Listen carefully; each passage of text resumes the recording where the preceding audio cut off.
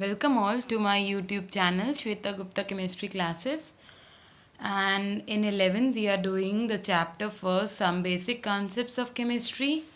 So earlier or yesterday we have done Dalton's atomic theory. Today we'll be doing the modified Dalton's atomic theory, or it is also known as modern atomic theory. So in Dalton's atomic theory, first postulate was atom is not divisible. Atom is the smallest particle which cannot be divided, but it is not true. Atom is no longer considered indivisible according to modern Dalton atomic theory, because atom is further made up of electrons, protons, and of neutrons. This you have already studied. So atom is no longer considered indivisible. It is further having electron, proton and neutron, or it is made up of a number of small particles, of which the important ones are electrons, protons and neutrons. Next postulate was atom of same element all were having the same atomic masses. They were having same mass, same shape, same size. But it is said in modern Dalton atomic theory that the atoms of same element may have different atomic masses. Like you have already studied about the isotopes. So in isotopes, if I take the example of chlorine, then there are two isotopes of chlorine, in which in first one the atomic mass is 35 and in another one the atomic mass is 37. So the atomic mass of the same element is varying. So isotopes you can all see. So this was given by modern Dalton atomic theory, which is again not in accordance with the Dalton's atomic theory. So according to this one, also the Dalton atomic theory fails. Now, atoms of different elements may have same atomic masses.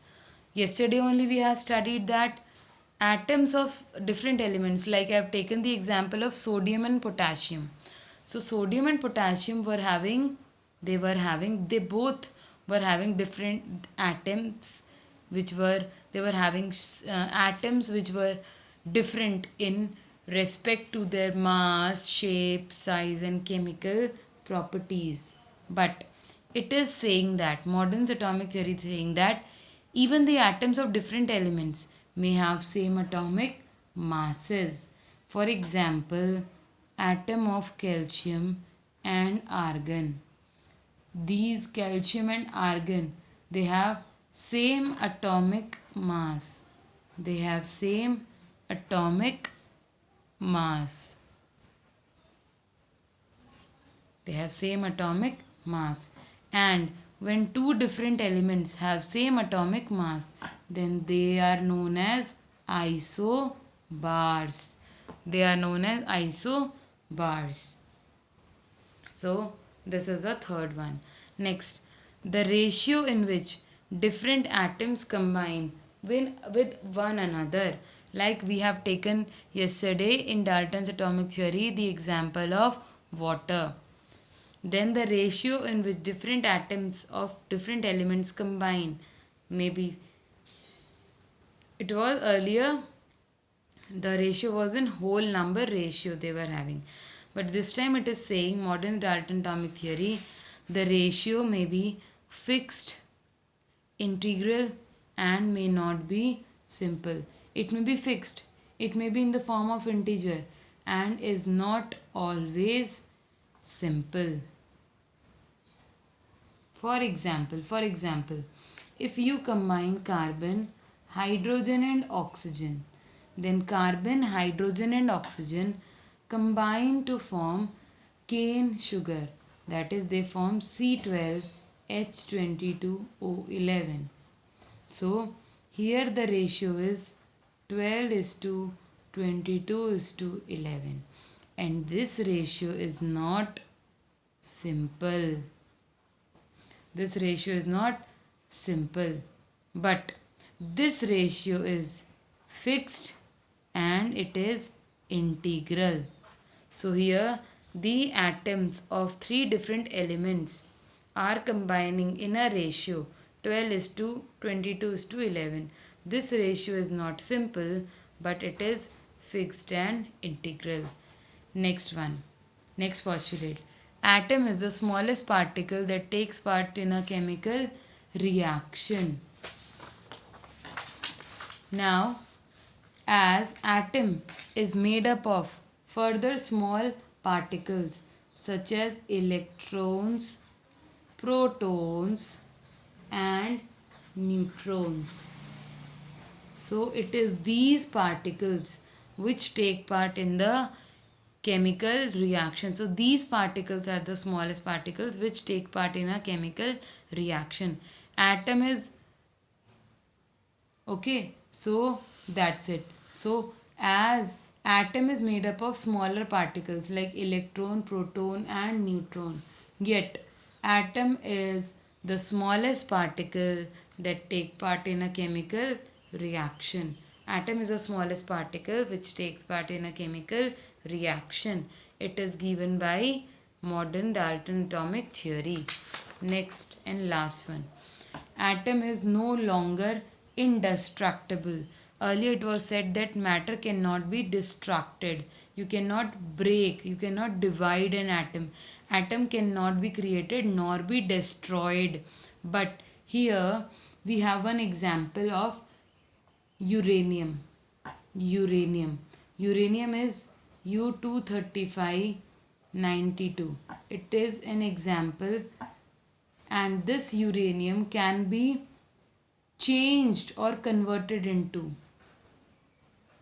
plutonium. Uranium can be converted into plutonium.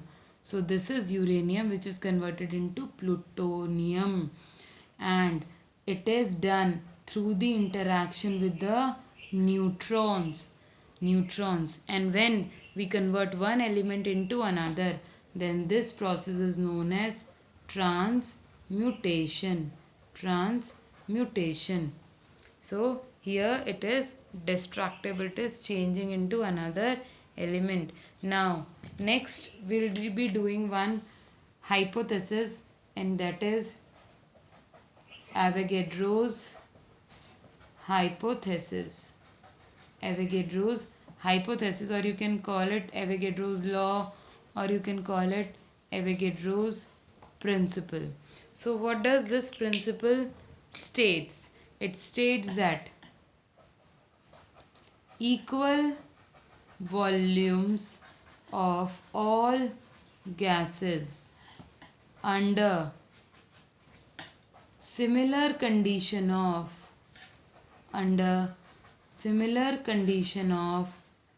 temperature and pressure, contains equal number of atoms. So if you are mixing two gases such as hydrogen and chlorine, and you are taking equal volume of both the gases, you are taking one volume of hydrogen and you are taking one volume of chlorine, then they will form HCl gas. So 2 volume of HCl gas is produced. So what does this law states? It states that equal volume of all gases which you have taken under similar condition of temperature and pressure. If you mix these two gases under similar condition of temperature and pressure, and the volume of these gases is same, that is 1, then these gases will contain this one and this one, equal number of atoms. So if this gas is containing, as it is 1 atom of hydrogen, 1 atom of chlorine, H2 plus Cl2, it is one atom of hydrogen, one atom of chlorine. So I'll write here one atom, an atom of hydrogen and an atom of chlorine. So twice the number of their atom are produced here.